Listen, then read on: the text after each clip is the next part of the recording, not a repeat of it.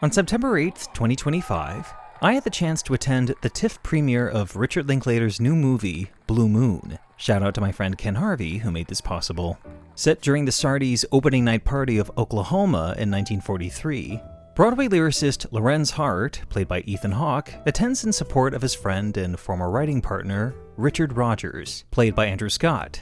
I was, of course, deeply interested in this movie, not just as a theater buff, but as someone who has studied and admired the Rodgers and Hart partnership for years. Like, read all the books, been to Sardi's, paid my respects at Larry Hart's grave levels of admiration. I actually talked about the Rodgers and Hart story way back in 2020 when I was just starting this channel, but after seeing Blue Moon, I was reminded of just how much there is to consider with this history. I've tried to expand on it in this episode, while also getting the chance to speak with Blue Moon screenwriter Robert Kaplow.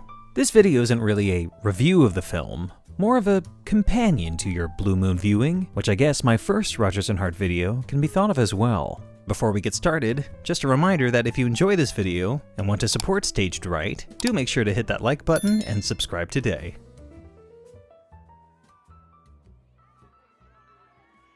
Like I said earlier, I was very excited to hear that a movie about Rodgers and Hart had been made. But of course, Blue Moon wasn't the first movie on the subject. That was MGM's Words and Music in 1948. But given when this movie was made, it would be impossible to bring the real-life story to the screen. Not that MGM was especially interested in doing that. Through the 1920s and 30s, Rodgers and Hart were one of the most successful composing teams in the Broadway theater. But Larry Hart's alcoholism, brought on by depression and struggles with his sexuality, would render him unreliable to Dick Rodgers, finally culminating in the end of their partnership in 1942. Within a year of this, Dick would team up with Oscar Hammerstein, a seasoned librettist and lyricist, on the musical Oklahoma, which would later be regarded as a turning point in the American musical theater. Rodgers and Hart would work together once more on a revised version of their 1927 show, A Connecticut Yankee. But following the show's opening night in November 1943, Hart's health quickly deteriorated before passing away of pneumonia at 48 years old.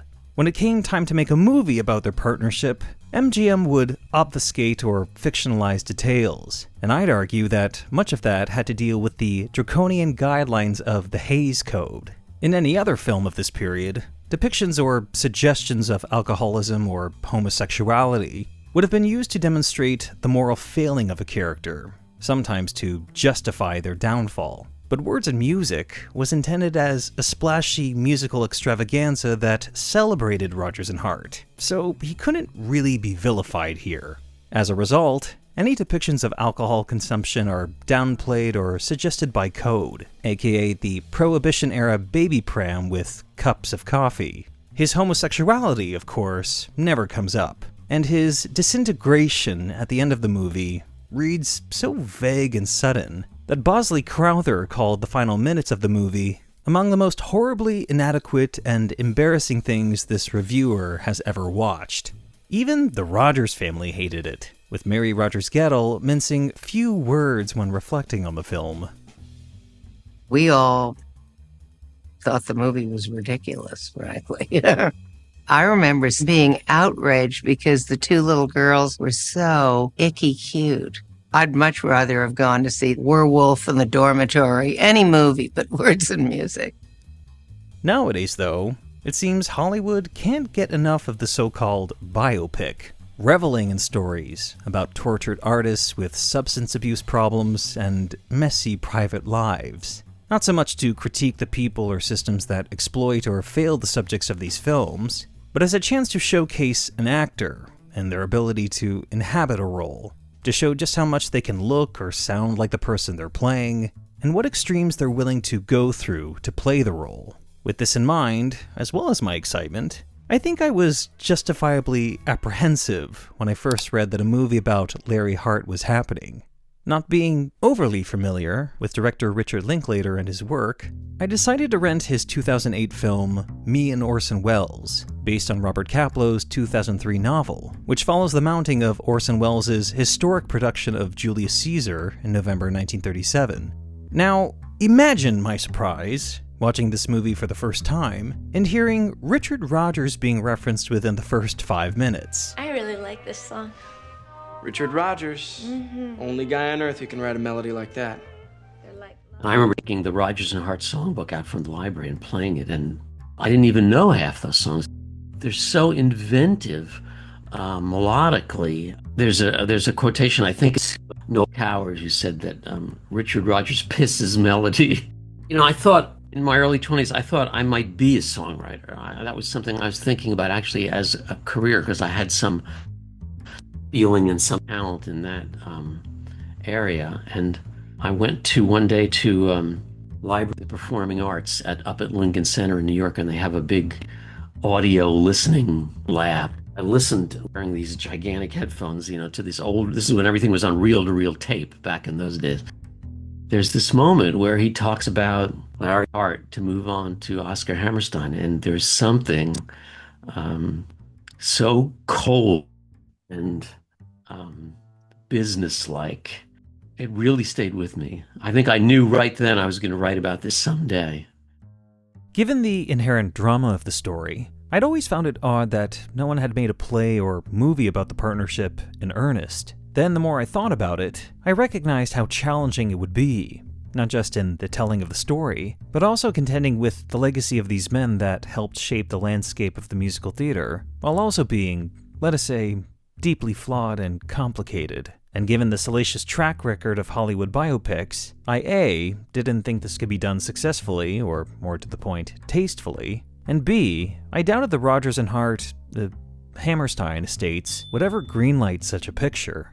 One of the first things that made me realize Blue Moon was doing something different, perhaps distinguishing itself from other run-of-the-mill Hollywood biopics, was in its premise. Rather than barreling through a quarter of a century in a 2-hour movie, Robert Kaplow and Richard Linklater distill the action to one night, March 31st, 1943, the opening night of Oklahoma with Larry Hart in attendance.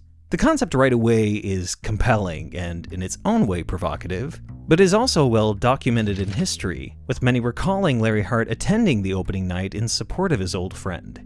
But, at least in most biographies, the evening's events are usually just a footnote, dwarfed by the greater implications of the Rodgers and Hart partnership, not to mention the dramatic and tragic events in the months to follow. What surprised me while watching Blue Moon is just how much of Dick and Larry's 24 years together is instilled in 90 minutes. Like Kaplow's Me and Orson Welles, the scope of the story is homed in order to carefully explore the complexity of these very real people. I think the idea was that if you look close enough, you'd see his talent and his self-destructiveness and his ego. And I thought in the same way, if you saw Larry Hart on that night, you would amplify 5 years that he's worked with this guy and what he's proud of and how hurt he is, how alone he is. That was the idea. That anybody made the movie is pretty astonishing to me. Unlike Words and Music, Blue Moon is actually able to broach the subject of Larry Hart being gay without letting it weigh the rest of the story down, an approach I actually found refreshing. Rather than making him brood or mull over his self-hatred, Larry exudes a cavalier attitude to his queerness, harnessing it in conversation to provoke or amuse Eddie the bartender, all the while harping on his latest obsession, Elizabeth. The fervent, nervous focus he places on her is probably not unrelated to his queerness, and the importance he places on her reminded me of another woman in Larry Hart's life, an actress who, though without appearing in Blue Moon, does come up, and as a pivotal character. Vivian Siegel had made a name for herself on Broadway before even Rodgers and Hart had. After years of being typecast as an ingenue, she found her stride as a musical comedy star in the 1930s, with Rodgers and Hart shows like I Married an Angel and Pal Joey. Larry had actually been somewhat instrumental for this new phase in her career, and the two had been very close friends. As is mentioned in Blue Moon, he had proposed marriage to her, though she ultimately turned him down. She would eventually appear in Rodgers and Hart's revival of A Connecticut Yankee in 1943, where she sang the last song that Larry Hart ever wrote, To Keep My Love Alive. Years later, she would appear in the 1952 Broadway revival of Pal Joey, where she reprised the role of Vera Simpson. Brooks Atkinson, the chief critic of the New York Times, praised the production. saying that those who recognized Pal Joey as a pioneer musical in 1940 were sound prophets. Atkinson, of course, had not been one of them, rhetorically quipping in his review of the original production, "Although Pal Joey is expertly done, can you draw sweet water from a foul well?" Larry, who had been deeply invested in the dark themes of Pal Joey, was devastated by this review. Even after coming round, some never quite forgave Atkinson for his original review. Now, along with Vivian Siegel, there is another name mentioned early in the film, another figure that, without appearing on screen, plays an elusive and fascinating role in the Rodgers and Hart story. This is Vincent Sardi Jr., who, after his father's death, would run and operate Sardi's restaurant on West 44th Street. In fact, he may very well have been present the night Oklahoma held their opening night party. Larry Hart, he had a lot of problems. Drank too much, smoked too much, not very attractive physically, and had a lot of people around him that I didn't appreciate. They seemed to be leeches. I wouldn't cash a check for him for more than $5 because he'd give it away. And he'd always have somebody hanging on him. Now you'll notice that Sardi doesn't mention a name, but I've always wondered if one of those leeches had been a man named Milton Doc Bender. In Dorothy Hart's book about her brother-in-law, she writes of Larry's friend, "Doc left his flourishing dental practice to become an artist representative, or agent, and proved to have an eye and ear for talent. He would have been very successful indeed, had it not been for the arrogance and even vituperativeness his newfound importance brought to the surface. From an amiable, humorous, and rather likable sort, he became intensely disliked. With the exception of his clients, who were genuinely fond of him for his unflagging zeal in looking after their interests, no one on Broadway had any use for him. As a bachelor, who could stay up all night as a roving companion, he attached himself to Larry, ever in pursuit of laughter. Through Larry, he gained entree to people and places denied him as an unpopular agent.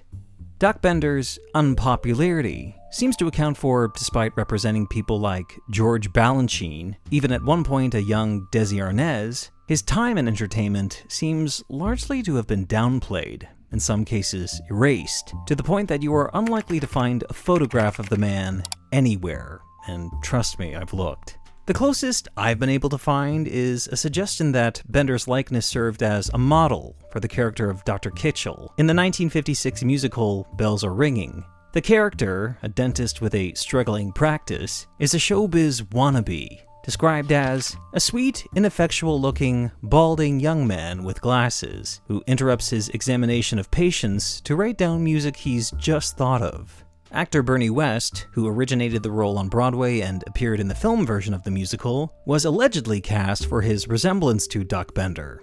Make of that what you will. Rather than being remembered as an agent, history seems to have cast Doc Bender as a procurer for Larry Hart. Writer Leonard Spiegelglass told Frederick Nolan as much, saying, "If you wanted Larry, you took Bender. Lovers? Those two? Oh God, no. He was a procurer, a pimp, an arranger, men or women." Joshua Logan, who worked on both Rodgers and Hart and Rodgers and Hammerstein shows, recalled, "Whatever sex Larry indulged in, and nobody is ever sure of what that was, it was assumed Doc Bender found it for him. Larry never talked about his own private sexual life. He had a special, after-dark existence." More contemporary scholars of the Rodgers and Hart story have since pushed back on the oversimplification of Doc Bender being Larry Hart's procurer, perhaps more a result of finding a villain to lay at least some blame in Larry's downfall, and a loud, gregarious gay man who was universally loathed may have fit the bill just right. Upon his death in 1964, it was reported that Doc Bender had been working on his memoirs. No arrangements had been made for their publishing, and if there is any manuscript to speak of, it is yet to see the light of day. Unsurprisingly, Dick Rodgers denies any mention of Bender in his memoir. To be fair, there's a lot he doesn't mention. Interestingly, some Larry Hart biographers have cast Dick Rodgers as the villain in Larry's downfall. painting him as a cold, aloof collaborator that dropped his friend as soon as a better opportunity presented itself. Scholars have also come to reject this oversimplification as well, while still questioning the manner in which he handled his struggling partner. In Blue Moon, at least, Dick Rodgers isn't ever painted as the villain of this movie, though Kaplow's screenplay and Andrew Scott's performance don't make a case for his sainthood either. Robert Kaplow alluded to it earlier, but Dick Rodgers would later be noted for his cool recollections of Larry, telling Pat Suzuki during the run of Flower Drum Song, "There's a statute of limitations on gratitude."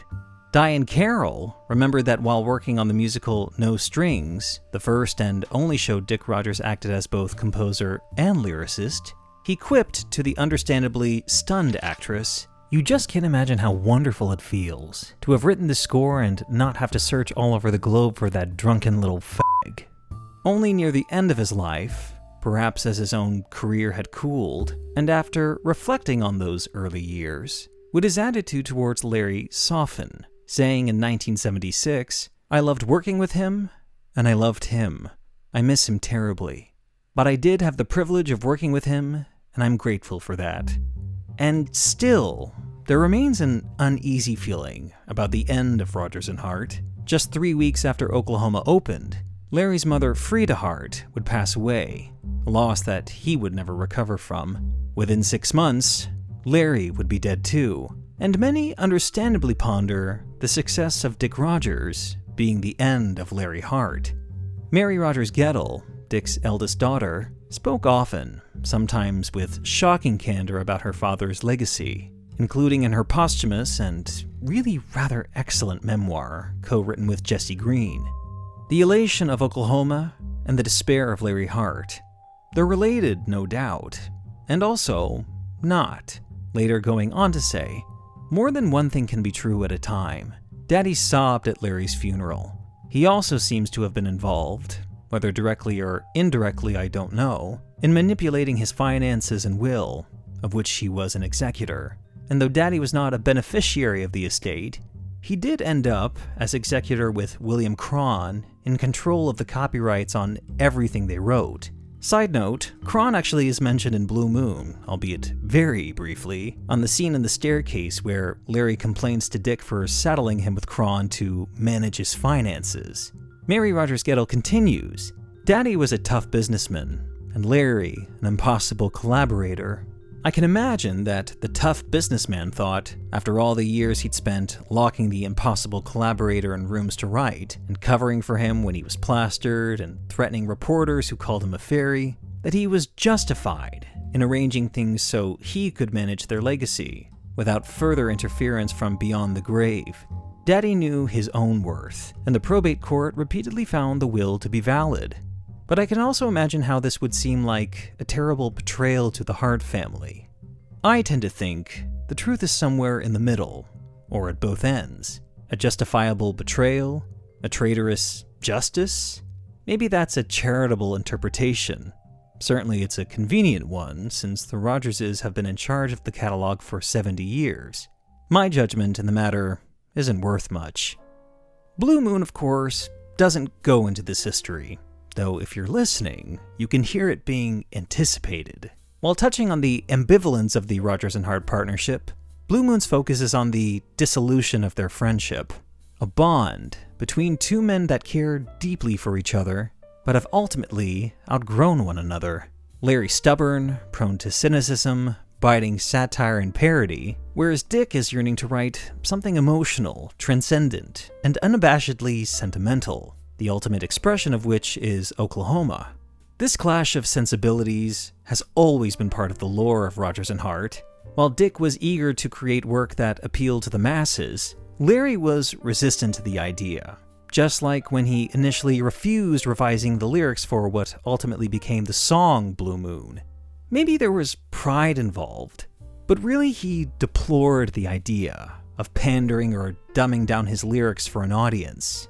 The debate about challenging art and what Larry in the film calls inoffensive art goes down between Dick and Larry in the staircase scene, which for me captures the essence of their relationship. The two are tender, funny, and affectionate one moment, then suddenly combative and sparring, with deep-held resentments rushing to the surface. Despite their history and love for one another, they just can't see eye to eye anymore, which makes their parting at the end of the film utterly heartbreaking. I might not have initially thought Ethan Hawke the most intuitive choice to play Larry Hart. Fortunately, and I say this now having seen the film, Hawke approaches the role with tremendous skill and intelligence that transcends his physical transformation, never resorting to imitation or affected behavioral quirks. He also shows himself to be a generous actor, with some lovely scene work shared with Andrew Scott as Dick, Bob Cannavale as Eddie, Margaret Qualley as Elizabeth, and Patrick Kennedy as E.B. White. And for all the inherent wistful moments, it's also a very funny performance, with Larry eager to tell you exactly what he really thinks of Oklahoma. Ultimately, it's a moving and fully realized performance that, for its sensitivity and care, I am very grateful for. While Blue Moon does talk about more or less real-life events of real-life people, I wouldn't really classify the film in the same vein as the classic Hollywood biopic. Rather, Richard Linklater's film takes its time in mulling over the themes and characters of Robert Kaplow's script, rather than exploiting them. And if you don't have the means to take in Blue Moon for a second, third, or fourth viewing, you do have a chance to catch every quip and overlapping line of dialogue in your own time. When Sony bought from me, I said to them, is there any way that I can keep the literary rights to the screenplay? Because I said, I think there's going to be people who want to read it. And they said, fine, you can have the literary rights to it. So the day the film opens, it goes up on Amazon as a screenplay that you could read. To theater lovers who have the opportunity, I really hope you get to see Blue Moon. As for the Oscars or whether Ethan Hawke will get nominated, well, I'll leave that for the experts to decide. All I can say is, it's a beautifully written and beautifully acted film that pays homage to a Broadway figure that deserves to be remembered. If you want to hear more of my conversation with Robert Kaplow, you can listen to it now on the podcast edition of Staged Right, where we talk about the real Elizabeth Wayland and Kaplow's decision to include figures like E.B. White, George Roy Hill, and a young Stephen Sondheim. Links for the episode can be found in the description below. If you enjoyed this video, make sure to hit that like button and subscribe to the channel. And if you want to support Staged Right in a flexible, affordable way, please consider contributing via my Ko-fi or Patreon accounts. Thank you for watching, and stay tuned for more. Gentlemen, you're about to be interviewed. Wait till I fix my tie. Don't you like being interviewed? Well, I don't mind, as long as you don't ask us which we write first, the words or the music. I'm not going to ask you that. I think our readers will be more interested in knowing how you get the ideas. You tell her, Larry. Oh, no. You tell her, Dick.